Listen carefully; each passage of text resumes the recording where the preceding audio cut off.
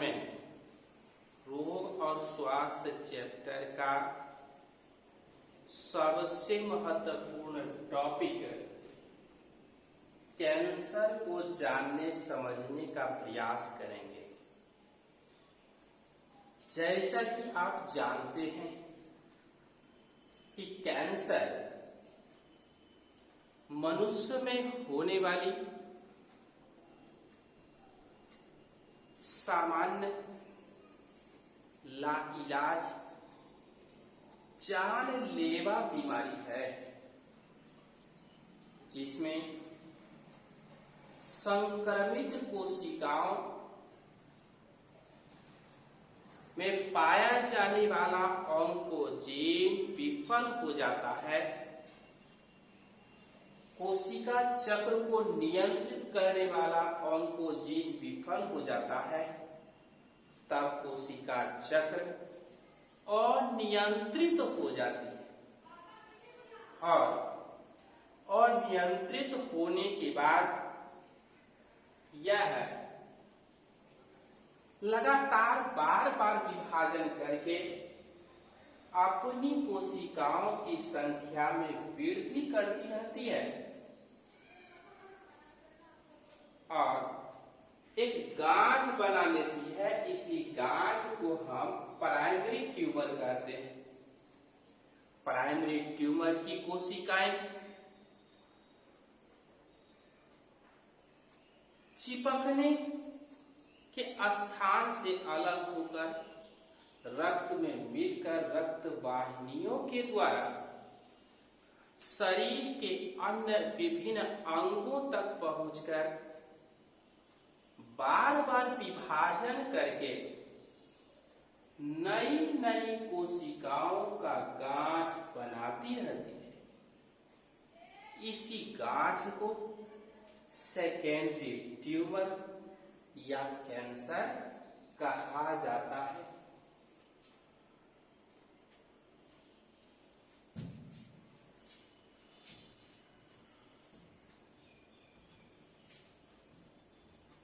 जैसा कि आप जानते हैं कि जो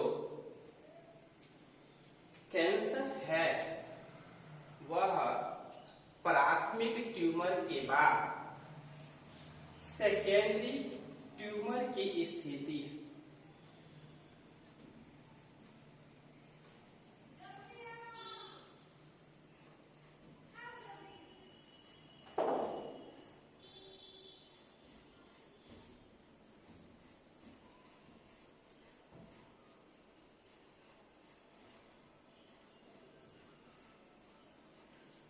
अब हम इस कैंसर में कि कैंसर क्या है, इसकी परिभाषा पर हम विचार करेंगे कि कैंसर ऐसी बीमारी जिसमें सामान्य कोशिकाओं की नियमित प्रक्रिया, अर्थात उसका जीवन चक्र भंग हो जाता है। जीवन चक्र नियंत्रित करने वाला ऑन्कोजीन विफल हो जाता है, तो ऐसी कोशिकाएं अमर हो जाती है, जो बार बार विभाजित होकर गांठ का निर्माण करती है, गांठ बना देती है। इस गांठ को प्राइमरी ट्यूमर, प्राथमिक आव्यूह या प्राथमिक गांठ कहते हैं। अब इस प्राथमिक गांठ की कोशिकाओं में चिपकने की क्षमता समाप्त हो जाती है। यह कोशिका रक्त में मिलती रहती है, टूट टूट कर रक्त वाहिनियों के द्वारा शरीर के विभिन्न अंगों में पहुंचती रहती है और पहुंचकर नए नए गांठ का निर्माण करती रहती है। इसी अवस्था को द्वितीयक गांठ या कैंसर कहा जाता है।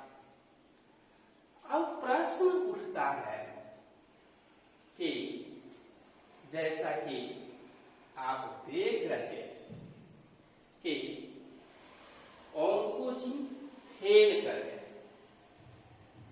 कोशिका विभाजन लगातार होने लगा, कोशिका अमर हो गई, तब प्राथमिक गांठ का निर्माण हुआ।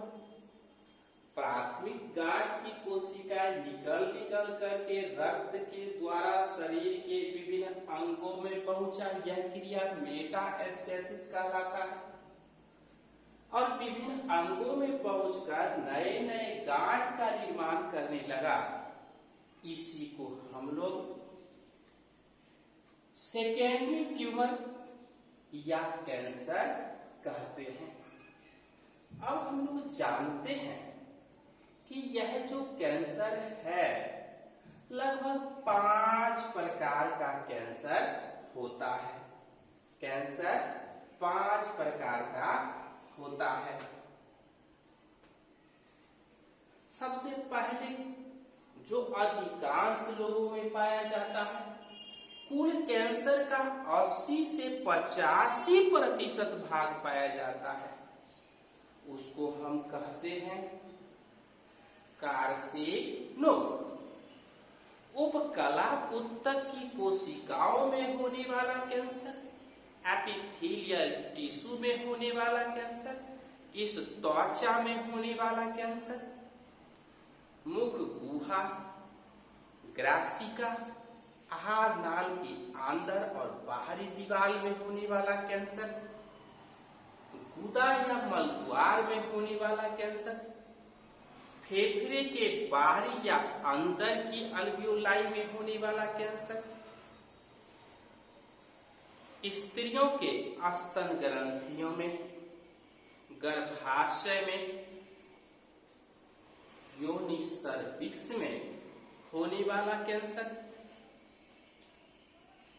दिमाग में होने वाला कैंसर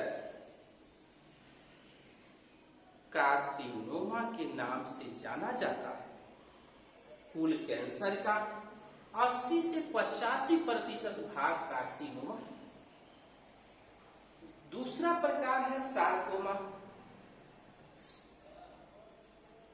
संयोजी ऊतक की कोशिकाओं में होने वाला कैंसर, मांसपेशी में, हड्डी में होने वाला कैंसर को हम लोग सार्कोमा कहते हैं। वसा ऊतक में भी इसी सार्कोमा का कैंसर होता है।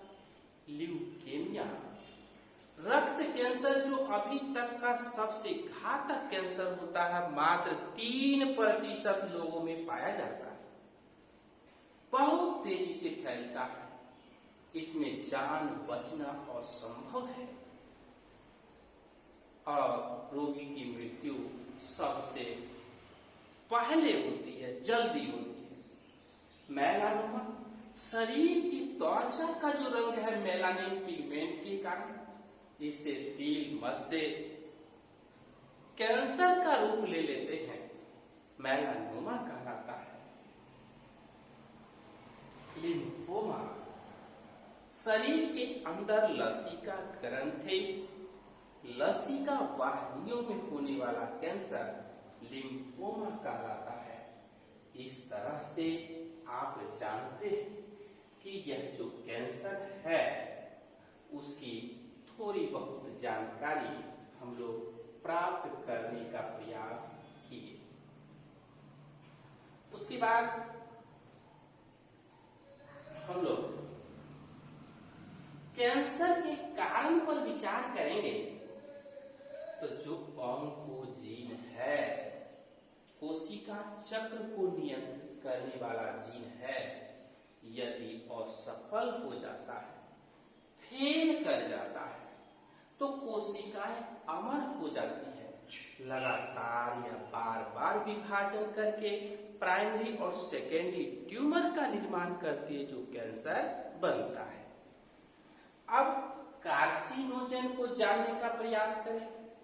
ऐसे पदार्थ या रसायन जो कैंसर को उत्पन्न करता है उसको कार्सिनोमा कहते हैं, कार्सिनोजेन कहते हैं, कार्सिनोजन कैंसर को फैलाने वाला पदार्थ, कैंसर को उत्पन्न करने वाला पदार्थ, बढ़ावा देने वाला पदार्थ। यह भौतिक कार्सिनोजन हो सकता है या रासायनिक कार्सिनोजन हो सकता है।